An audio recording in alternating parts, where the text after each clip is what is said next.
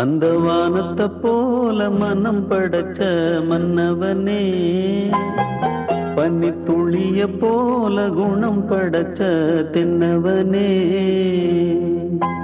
மஞ்சளிலே ஒரு நூலெடுத்து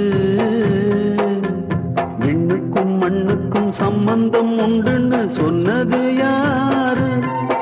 அது மன்னவன் பேரு.